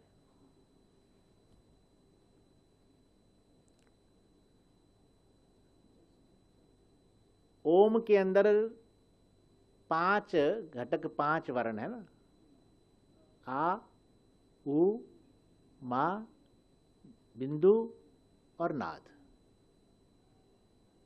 और नमः शिवाय में कितने वर्ण हैं? 5। इसलिए जो ओम है वो सूक्ष्म रूप है, और उसी का ओ प्रणव का ही स्थूल रूप नमः शिवाय है। नमः शिवाय और प्रणव में भेद नहीं है, उसका स्थूल रूप है, वो सूक्ष्म रूप है।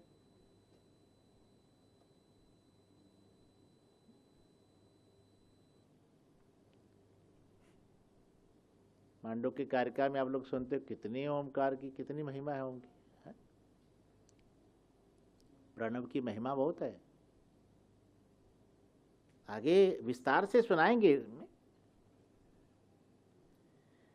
लेकिन यहां एक नमः शिवाय जो भगवान का पंचाक्षर मंत्र है उसके साथ ओम लगाते हैं, वो ओम वही लगा सकते हैं या तो किसी ने दीक्षा ले रखी हो गुरु के माध्यम से पंचाक्षर मंत्र की, नहीं तो ओम भी एक अलग मंत्र है। ओम एक अक्षरी मंत्र है। क्या है? एक अक्षरी मंत्र कहलाता है। और ओम का जप केवल सन्यासी महात्मा, विरक्त महात्मा ही करते हैं, या ब्रह्मचारी जो योगोपवीत जिसने धारण किया वो कर सकता है, क्योंकि ओम जो मंत्र है वो आपके अंदर वैराग्य पैदा कर देगा। क्या? अब महात्मा तो आप बनना नहीं चाहते, है ना? आप कोई बनना चाहे तो अलग विषय है। नहीं, चलो आप लोग तो खैर ऐसे नहीं, सफेद वस्त्र में भी महात्मा ही होते हैं, आप लोग महात्मा ही है सफेद वस्त्र में भी। वस्त्र बदलने से तो महात्मा नहीं को बन जाता ना। लेकिन ये है कि वैराग्य होना चाहिए, चाहे गृहस्थ में रहकर भी। अगर आपने अपनी आकांक्षाओं को, अपनी कामनाओं को सीमित कर लिया है तो फिर आप महात्मा ही हैं, विरक्त ही हैं। दुख देने वाली वस्तु तो वासना ही है, कामना ही है, इच्छा ही है। तो प्रणव की महिमा बहुत बताई, यहाँ ओम की बहुत महिमा बताई है।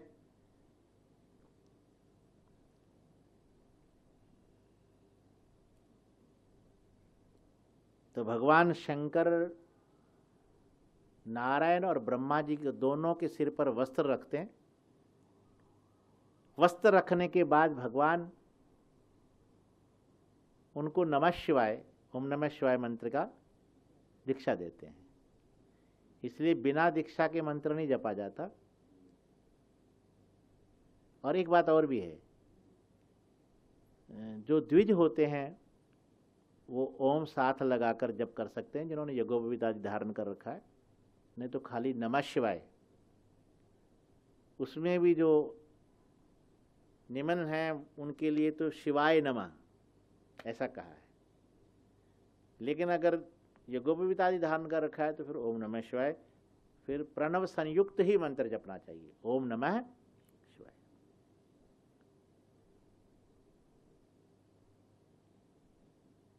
दीक्षाली हो तो फिर ठीक है। और वैसे ओम में और नमः शिवाय में कोई भेद नहीं, एक ही स्वरूप है। यहां एक बहुत अच्छी बात कही है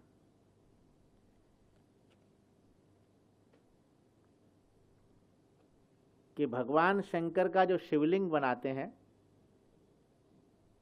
वो शिवलिंग की प्रतिष्ठा दो प्रकार की होती है। एक तो अचल प्रतिष्ठा, दूसरी चल प्रतिष्ठा। अचल प्रतिष्ठा जो होती है, जैसे हम लोग वैदिक मंत्रों के द्वारा प्रतिष्ठा, प्राण प्रतिष्ठा उसमें डालते हैं, प्राण डालते हैं, प्राणाय स्वाहा, पानाय स्वाहा, व्यानाय उदानाय समान, पंच प्राणाय प्राण डाले जाते हैं, प्रतिष्ठित किया जाता है। उस अचल प्रतिष्ठा में कम से कम 12 अंगुल का शिवलिंग होना चाहिए, अपने हाथ से 12। जो प्रतिष्ठा करने वाला है उसकी 12 अंगुल, कितनी अंगुली? 12 अंगुली होनी चाहिए प्रतिष्ठा करने वाले। इतना कम से कम इतना बड़ा शिवलिंग होना चाहिए, इससे छोटा नहीं होना चाहिए। और जो चल प्रतिष्ठा है उसमें 4 अंगुल। कितना? जैसे आप पार्थिव लिंग बनाते हो ना, तो 4 अंगुल इतना बड़ा चलेगा।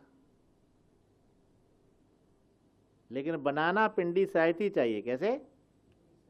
पिंडी सहित, बिना पिंडी के नहीं, पिंडी के सहित ही बनाना चाहिए। किसी अच्छी जगह पर पूजा शिव स्थापना करनी चाहिए। कोई तीर्थ भूमि है, पावन भूमि है, पवित्र क्षेत्र है, वहीं पर शिवलिंग की स्थापना की जाती है। यानी हर जगह नहीं करनी चाहिए, कहीं भी ऐसा नहीं है कि सब जगह कर लो। और फिर यहाँ तीर्थ की बड़ी महिमा बताई है। भगवान शंकर के कुछ क्षेत्र हैं, उनकी विषय में बहुत कहा है, और सब से क्षेत्रों से महान क्षेत्र काशी है। शंकर जी की नगरी कौन सी? काशी। उसकी बड़ी महिमा बताई। एक बात कही, तीर्थे क्षेत्रे सदा कार्यम स्नान दान जपादिकम अन्यथा रोग दारिद्र्यम मुकत्वादपि उन्नारहा।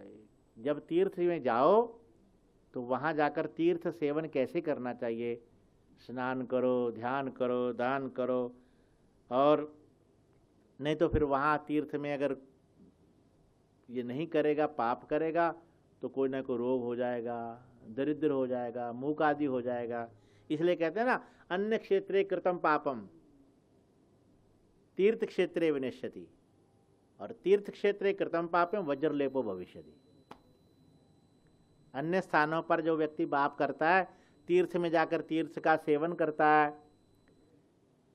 तीर्थ में स्नान आदि करता है, दान आदि करता है, पुण्य करता है, धर्म करता है, तो उसके पाप जो है वो दूर हो जाते हैं। लेकिन तीर्थ में अगर जाकर पाप करे तो वज्रलेप क्या हो जाएगा? हाँ, वज्रलेप। इसलिए ये बात, इससे सावधान रहना चाहिए। लेकिन तीर्थ में कम से कम वर्ष में एक बार कुछ दिन तीर्थ में जरूर रहना चाहिए, चाहे 10 दिन, 5 दिन, 15 दिन, साल में एक बार जरूर तीर्थ में रहो। अच्छा, आप बताओ, जब आप प्रेमपुरी आश्रम में आते हो तो यहाँ आते ही आपका मन, आपकी बुद्धि भगवतमय हो जाती है कि कुछ करना पड़ता है? पहले हो जाती है, हाँ? और घर में वो बुद्धि बनती है क्या? घर में तो खटपट, क्या कुछ ना कुछ खटपट चलती रहती है। तो तीर्थ में जाएंगे तो हमारी बुद्धि कैसे बनेगी भाई? स्वाभाविक है, तीर्थमय हो जाएगी। वहाँ हरिद्वार जाएंगे तो गंगा जी का दर्शन करेंगे, हाँ, भगवान का दक्ष प्रजापति जाएंगे, मनसा देवी जाएंगे, चंडी देवी जाएंगे, नीलकंठ जाएंगे, चलो भी दर्शन करे आए। तीर्थ में जाकर तीर्थ भावना हो ही जाती, तीर्थ बुद्धि हो ही जाती है, भगवत बुद्धि हो। तो इसलिए तीर्थ में कम से कम कुछ समय बिताना चाहिए। अच्छा, यहाँ अब आप लोगों ने एक बहुत अच्छी बात कही है, सुनने वाली है। यहाँ कहा कि धर्माद अर्थो अर्थतो भोगो और भोगाद वैराग्य संभवः। वाह। और धर्माजित अर्थ भोगे न वैराग्यम उपजायते। धर्म से जिस धन की प्राप्ति होती है, अर्थ की प्राप्ति होती है, किससे? धर्म से। जिस धर्म से जो धन प्राप्त होगा, उस धन का जो भोग करेंगे, उन भोगों के द्वारा एक दिन वैराग्य संभव हो जाएगा, वैराग्य पैदा हो जाएगा।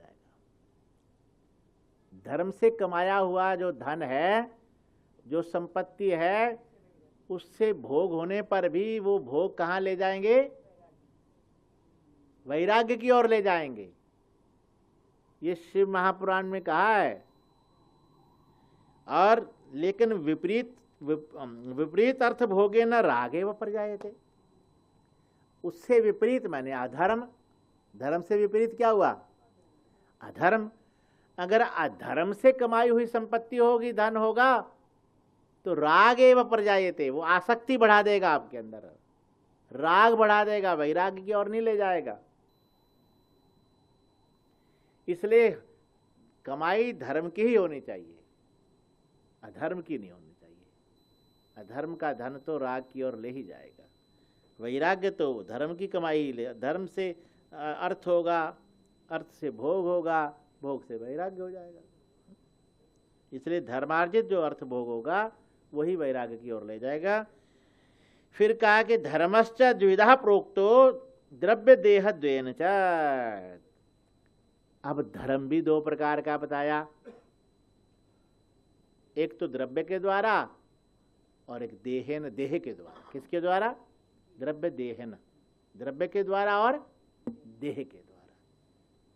धन के द्वारा एक तो धर्म होता है और एक देह के द्वारा होता है। धन के द्वारा जैसे यज्ञ आदि करते हैं, यज्ञ आदि जो भी पाठ पूजा सब करेंगे, पैसा लगेगा कि नहीं, धन लगेगा कि नहीं?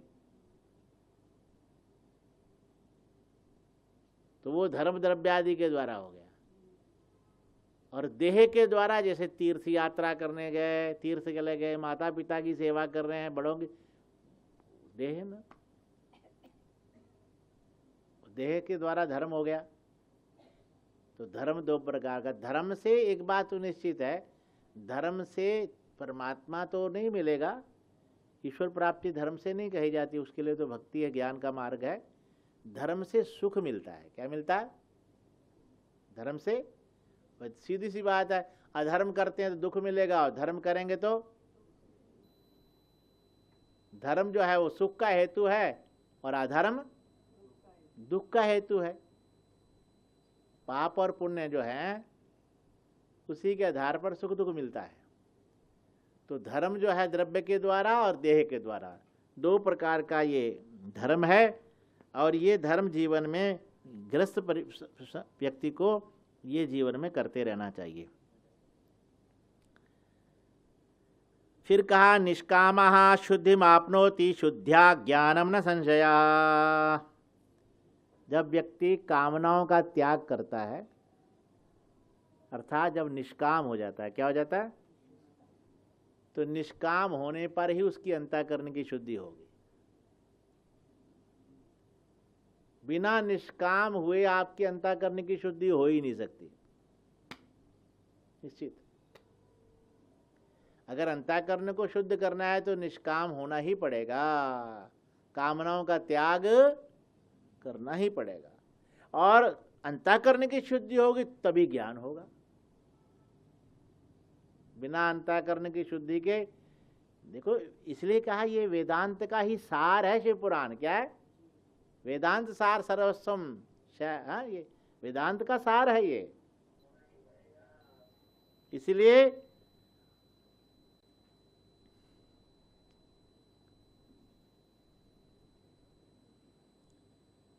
कामनाओं का त्याग करेंगे तो अंतःकरण की शुद्धि होगी, और अंतःकरण की शुद्धि होगी तो ज्ञान हो गया।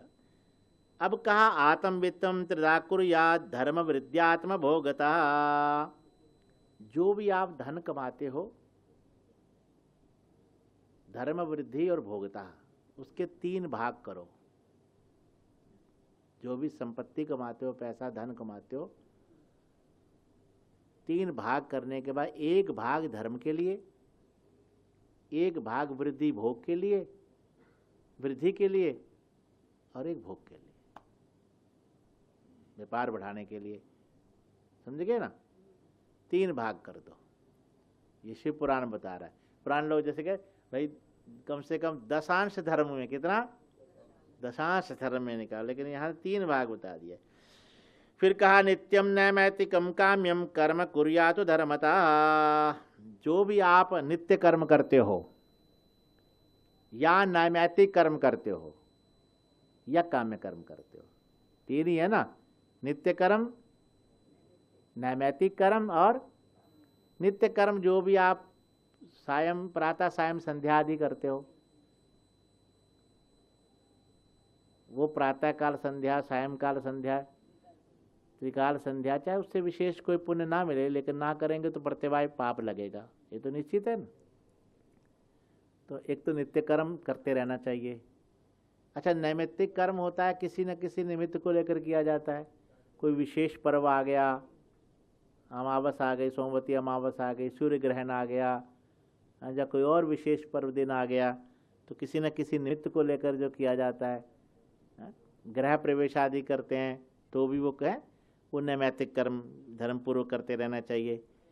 तीसरा है काम्य कर्म। क्या? किसी कामना को लेकर जो अनुष्ठान आदि करते हैं। ये जो नित्य कर्म है और नैमित्तिक कर्म है, ये तो कालांतर में फल देते हैं, लेकिन काम्य कर्म अगर विधि पूर्वक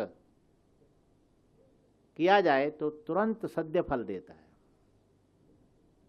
निश्चित शिव पुराण में स्पष्ट कहा है, काम में फल में देरी नहीं लगती, लेकिन करने वाले का विधि विधान से करे, अनुष्ठान जो करे विधि पूर्वक करे, अविधि पूर्वक नहीं।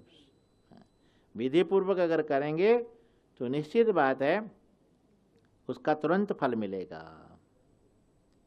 इसके बाद फिर अग्नि यज्ञ, देव यज्ञ और ब्रह्म यज्ञ, इसकी चर्चा यहाँ की गई है। अग्नि यज्ञ, देव यज्ञ, ब्रह्म यज्ञ क्या है? अग्नि यज्ञ जो हम सुबह शाम जो चावल आदि से आहुति देते हैं वो अग्नि यज्ञ हो गया।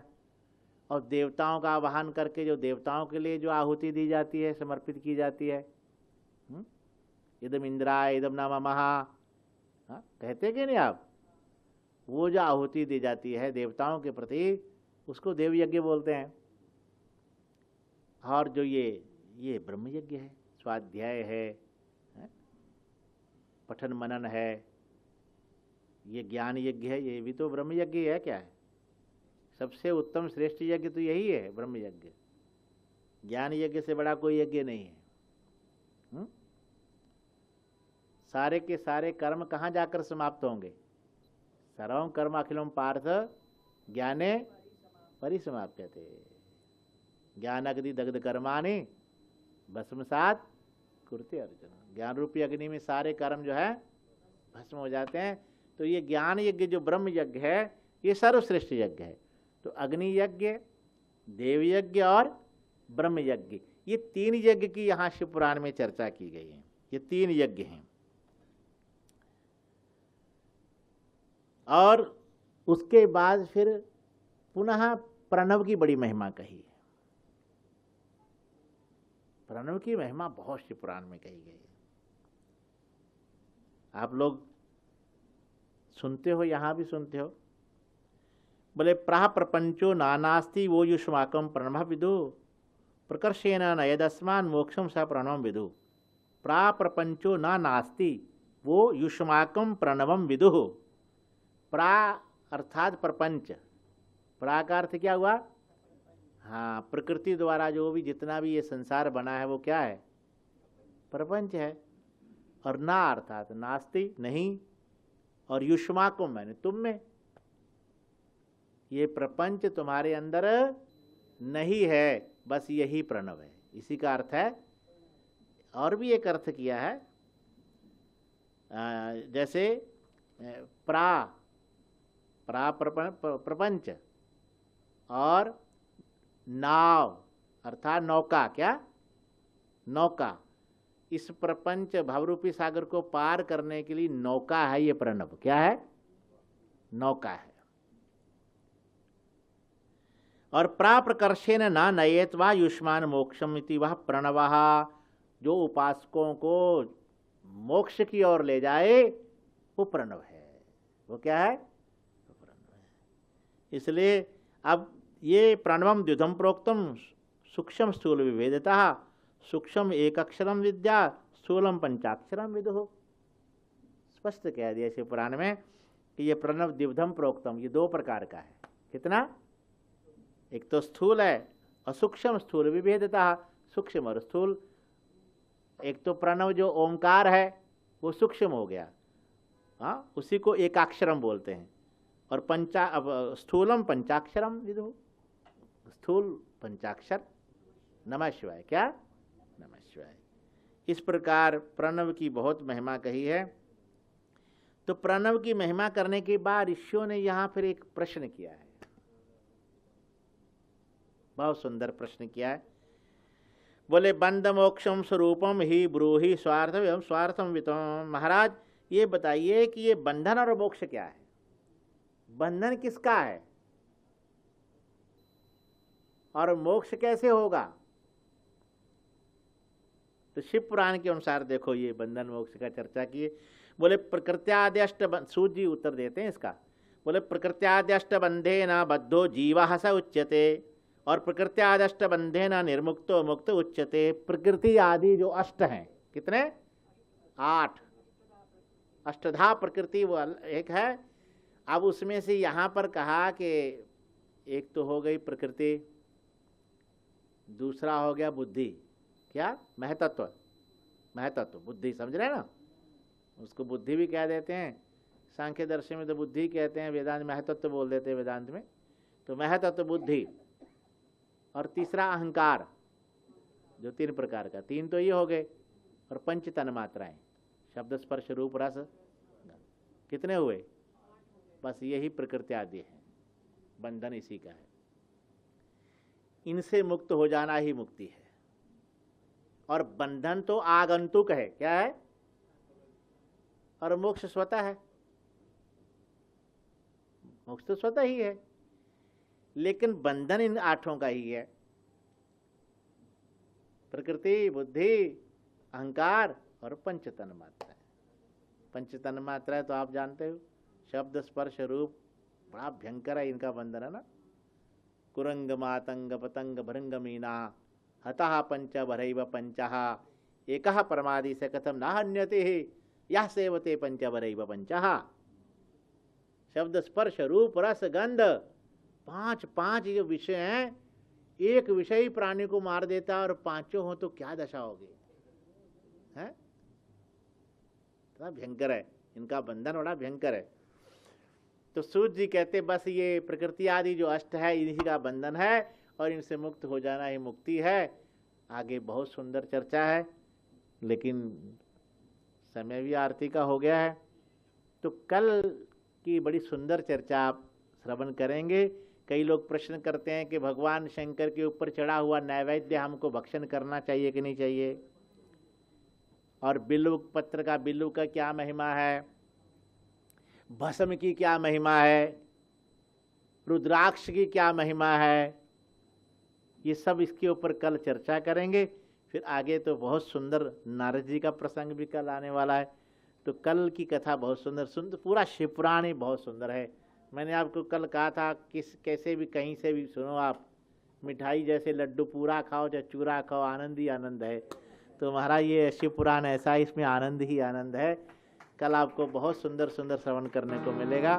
बोले शंकर भगवान की जय।